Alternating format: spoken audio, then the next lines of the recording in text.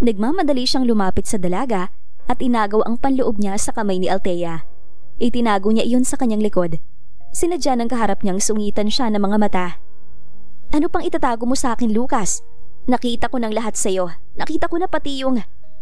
Natigilan ng dalaga nang biglang lumapit si Lucas at ilapat ang labi nito sa labi niya. Smack lang yon, ngunit pareho silang tila naubusan ng hininga. Naghari ang katahimikan. Hindi na alam ni Lucas kung ano dapat niyang gawin, kaya umatras na lamang siya. Ngunit bago pa man niya mailayo ang kanyang sarili sa dalaga, ito na ang lumapit sa kanya. Natigilan siya nang maramdaman niya ang katawan nito. Sa pagkadismaya niya, yakap lang ang ginanti ng babae sa kanya. Akala niya, hahalikan rin siya nito. Gayunpaman, yumakap na din siya pabalik at marahang hinagod ang likuran ni Althea. Salamat, Lucas, sa lahat ng tulong mo. Nakangiti na saad ni Althea na ginantihan niya ng ngiti rin. Sa gitna ng kanyang mahimbing na pagtulog, nagising ang diwa ni Althea dahil sa isang banayad na halik mula sa malambot na labing naglakas loob halikan siya. She's awake, yet she can't open her eyes. Kaya naman niyang imulat sana ang kanyang mga mata, ngunit nag-aalangan siyang baka pag ginawa niya yon at nagtagpo ang mga mata nila, maputo lang eksena. Bagay na tila ayaw niyang mangyari. Sarado ang mga mata niya, hindi siya gumagalaw. Subalit ramdam na ramdaman niya ang malakas na kabog ng kanyang puso, pati na rin ang tibok ng puso ng lalaking nasa tabi niya. Sa halip na kontrahin niya ang ginagawa nito at magprotesta siya, ay kusa niyang tinugon ang halik ng binata. Nagulat siya sa kanyang sarili. Hindi niya akalaing pagbibigyan niya ang binatang ito. Siguro ay dahil may kakaiba siyang nararamdaman para rito na hindi pa niya masyadong napagtatanto. O dahil magaling lang itong humalik. Hindi niya alam. Basta nag-e-enjoy siya ng mga oras na yon. Pakiramdam niya, magwawala na ang puso niya sa kaba. Pero buong puso niya itong tinanggap. Yun lang yata ang unang beses na ginawa niya yon sa buong buhay niya. His kisses were far better than Henry's. If she were going to compare them, she was never been kissed like that as far as she could remember. Pero parang pamilyar sa kanya ang halik na yon. Tahimik siyang nagprotesta nang tumigil ito sa paghalik sa kanyang labi. Gulat si Althea na napamulat. Maliwanag na sa labas at wala namang kakaibang nangyari sa kanya maliban sa kakatuwang panaginip na yon. Oo, naniniwala siyang panaginip lamang iyon dahil ayos naman ang kanyang suot. Suminghap ang dalaga, muling humiga at muling pumitik. Kahit maliwanag na, masyado pang maaga para siya ay bumangon. Tulog pa din naman ang baby niyang nasa crib. Nakailag si Lucas nang may lumipad na lumang notebook sa kanyang harapan. Pagpasok niya sa loob ng kwarto. Tumama iyon sa dingding at lumagapak sa sahig. Itapon mo nga pati yan. Utos sa kanya ni Althea. Kasalukuyan itong nagkakalkal ng gamit sa mga drawer nito at tinatanggal ang mga hindi na kailangan o luma na. 2 buwan na silang literal na nakatira sa iisang bahay. Ngunit hindi pa siya nakaka-score sa dalaga. Napakasungit kasi ni Althea. Pero kinikilig naman siya kapag ngumingiti ito. Dati hindi naman siya mahiyain. Hindi naman siya nag-aalangang dumikit o makipaglapit sa babae. Subalit pagdating kay Althea, sobrang pinanghihinaan siya ng loob. Nagagawa lang niya magnakaw ng halik dito tuwing tulog na ito sa gabi. Parang magnanakaw pa siyang pumapasok sa kwarto nito upang magawa iyon. Nang huli niyang ginawa iyon, muntik na siyang makalimot. Buti na lang nagising pa siya sa katotohanan. Mula sa dalaga, bumaba ang tingin niya sa sahig. Yumuko siya upang pulutin iyong ibinato nitong lumang notebook. Nang iaangat na sana niya iyon, napansin niya ang isang lumang picture na nakasingit sa mga pages niyon at papahulog na. Kinuha niya ang litrato. Instead of the notebook, 2 batang babae at lalaki ang nasa larawan. Mas maliit yung babae, mas bata ito. Mga mata pa lang nito na bahagyang mabibilog, makikilala na agad na ito ay si Althea. She looked so sweet, cheerful, and innocent back there. And she's cute. Nasa edad na 7 pa lang siguro ito noon. Lumipat ang tingin niya sa lalaking kasama nito sa larawan. Tinitigan niya iyon ng matagal, hanggang sa nakilala na din niya kung sino iyon. Nangunot ang kanyang noo na makilala niyang siya iyong kapicture ni Althea. Tumingin siya sa babaeng kasalukuyang nakaupo sa harap ng aparador at naghahaliwat ng mga gamit. Tsaka ulit siya tumitig sa picture at muling tumingin dito. Napansin siguro siya ng dalaga kaya tiningala siya nito. Ano yan? Tanong nito, sabay tayo at saka lumapit sa kanya. Maya-maya pa ay inagawa na nito iyon sa kanya. Nandito pala to? Ay Tot, kasama to sa mga naiwan kong gamit sa dati naming. Kapag uwan ay tumigil ito at dahan-dahang tumitig sa kanya. She flashed a wondering look at Lucas before she stared on the picture again. Lucas? Narinig niyang sambit ni Althea bago nilakasan ang boses. Ah, kaya pala pamilyar ang name mo. Nag-aral tayo sa iisang school nung elementary, sa Barangay Malaw. Doon kasi kami nakatira dati ng mama ko, kaso lumipat din ako nung grade 3. Grade 2 pa ako dito sa picture eh. Tapos ikaw, grade 4 o 5 yata.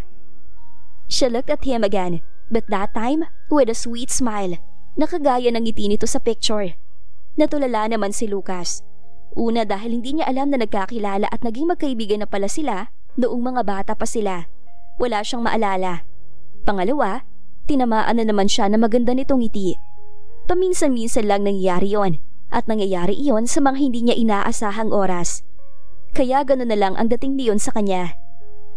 Hindi ko alam na ikaw pala yung kuya na yon. Lagi mo akong tinutulungan noon na mamulot ng tuyong dahon sa Science Park. Tapos pagdating ng uwian, sinasamahan mo ako sa gate habang hinihintay ko si mama. Nakita mo na kasi ako dati na binubuli ng mga klase kong lalaki. Ipinagtanggol mo ako, kaya kita naging kaibigan. Hindi mo ba naaalala? Ah, nawala nga palang alaala mo dahil sa ipis. Sumama ang mukha ni Lucas nang marinig ang mga huling sinabi nito. But then, he smiled obviously habang iniisip na nangyari pala ang mga bagay na yun noon. Siguro ang cute niya. Siguro ang sarap niyang kurutin. Sayang nga lang at wala siyang naaalala.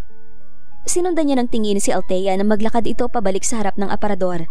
Kinuha nito ang isang maliit na drawer doon at isinilid ang picture tsaka ito nagpatuloy sa ginagawa. Nang may ngiti sa labi. Lucas? Uwi ka ni Althea habang abala sa paghahalwat ng mga gamit. Bakit? Sagot niya. He sat down with Juanie to pick up some scattered things on the floor. Bakit nga pala hindi ka nagpatuloy sa pag-aaral ng law? I heard you were on your second year when you stopped. Sana tinapos mo. Natigilan si Lucas sa pagpulot ng isang walang lamang ballpen. That incident suddenly hit his mind. A kind of incident he wanted to forget but still clearly playing on his memory. Bakit yung cute na alaala ang hindi niya natatandaan? Bakit hindi na lang sana yung pangyayaring yon ang nawala sa kanyang memorya? Bumuntong hininga ang binata. Dahil kay Sandy. Mahina niyang wika. Napansin niyang sinulyapan siya ni Althea. Sabay kami nagpunta ng London para mag-aral. Law sa akin at fashion naman sa kanya. Pinagpaalam ko pa kina mama na titira kami sa isang apartment para makatipid. Tuition lang niyang inaalala niya nun. The rest, ako nang gumagastos. Mula sa renta, sa bills, sa pagkain. Maski mga gamit niya, ako ang bumibili. Sabi ko okay lang na ibigay ko ang lahat sa kanya. Magiging asawa ko naman siya pagkatapos namin mag-aral. Bakit kayo nag-break? Nagpakawala ulit siya ng malalim na hininga. Siguro may kulang pa sa akin o baka kulang lang talaga ako. Nag-short vacation lang ako dito pero hindi ko sinabi sa kanyang return flight ko. So sorpresahin ko sana siya sa anniversary namin. Kaso, ako yung nasorpresa. Sa mismong apartment ko siya nahuli sa akto kasama ng isang British na model. Napangisi si Lucas nang tingnan siya ni Althea na may kahalong lungkot at pagkaawa. That's a relief for him though. Sa wakas, naikwento na rin niya ang pangyayaring kinimkim niya sa kanyang puso na mahigit 1 taon. Naikwento niya yon nang hindi siya nasasaktan. Napangiti na si Lucas. Kung hindi naman sila naghiwalay ni Sandy, hindi niya makikilala si Althea. Parang hindi makapaniwala si Althea nang makaapak siya sa bahay ng mag-asawang kinikilalang ina at ama ng kanilang syudad. First time niyang pumunta sa bahay ng mga Cortez. At kung hindi pa siya pinilit ni Lucas na maraming beses, hindi niya iisiping pumunta ron. Dala-dala niya ang kanyang anak na nung mga oras na yon ay mahimbing na natutulog sa mga braso niya. Attorney Marquez? Bahagyang nagulat ang tono ng kasama niyang si Lucas nang madatnan nila ang lawyer na mag-isang nakaupo sa malambot na sofa ng engrandeng living room. Tumayo si Attorney Marquez at nakipagkamay kay Lucas. Gagawin rin sana nito iyon sa kanya, ngunit hindi malaya ang mga kamay niya. Nagngitian na lang sila bago ito bumati. Kumusta Miss Ramirez? Mabuti naman attorney. Simple at mahinang sagot niya. Huli niya itong nakita noong huling araw ng trial ng kanyang kaso sa korte at hindi rin sila nakapag-usap noon kaya hindi pa siya nakakapagpasalamat rito sa pagtulong nito sa kanila. Thank you nga pala Nong. Pasasalamatan dapat niya ito dahil sa pagbibigyan nito sa kanila ng itinagong CCTV footage mula sa Jade Garden ng kampo ni Claire. Ngunit pinigil siya nito. You don't have to, Althea. Trabaho namin mga lawyer ang pagtanggol ang aming mga kliyente. Kriminal man sila o biktima. Pero tungkulin natin bilang tao ang gawin kung anong tama. If there's someone you have to thank to, it's Lucas. Kung hindi dahil sa kanya, hindi sana maliliwanagan ang isip ko. Napasulyap si Althea sa katabing binata. Tapos ngumiti siya ng pasimple. Sa isip niya, kahit hindi naman siya magsabi lagi ng pasasalamat, ay alam ni Lucas kung gaano siya ka-thankful. Siguro para sa iba, napakamalas niya dahil sarili niyang pamilya ang kalaban niya. Ngunit para sa kanya, maswerte siya. Because she has a man, she's grateful. Although ang daming kamalian ni Lucas, kahit parang mahina ito, kahit gumagawa ito ng kahihiyan, o takot sa napakaliit na ipis, at kahit minsan, parang si Sakuragi ng slam dunk ito kung kumilos at magsalita. Iyon naman ang mga bagay na nagpapa-espesyal dito. Alam niyang likas itong mabuti at matalinong tao. Natakpan lamang iyon ng pagkabigo at sakit. Alam niyang hindi siya nagkamaling piliin si Lucas. Nang magpaalam si Attorney Marquez, inanyayahan siya ni Mrs. Cortez na pumunta sa dining room upang kumain ng lunch. Iniwan muna nila si Baby Darius sa isang maid upang sila ay makakain ng maayos. Masaya siyang kumain katabi si Lucas at kaharap ang mama at lola nitong walang ibang mga ginawa kundi ang magpakita ng pagkagusto sa kanya. Kakatuwa nga naman talaga na ibang tao pa ang nagbibigay ng kaukulang atensyon sa kanya. Ibang mga tao ang umingiti at pumupuri sa kanya sa halip na ang kanyang sariling pamilya. Gayunpaman, labi siyang nagpapasalamat. I know this little guy will grow up so handsome. Naku, pangiti-ngiti Parang naiintindihan niya yung sinabi ko. Tumawa ang lola ni Lucas pagkatapos iyong bigkasin. Kinalong niya si Baby Darius pagkatapos nilang mananghalian habang sila ay nasa sala. Kakaalis lang din naman ni Mrs. Cortez ng mga oras na yon upang tugunan ang tungkulin sa City Hall. Napapangiti na lamang si Althea habang pinapanood ang matanda na nilalaro ang kanyang anak. Panatag ang kanyang loob. Alam kasi niyang hindi lang dahil sa may utang na loob ang pamilya Cortez sa kanya, kaya mabait ang mga ito sa kanya at sa baby niya. O kaya tanggap siya ng mga ito kahit isa siyang maituturing na disgrasyada. Pero hindi yun ganon. Likas na mabuti ang pamilyang ito. Likas na maunawain.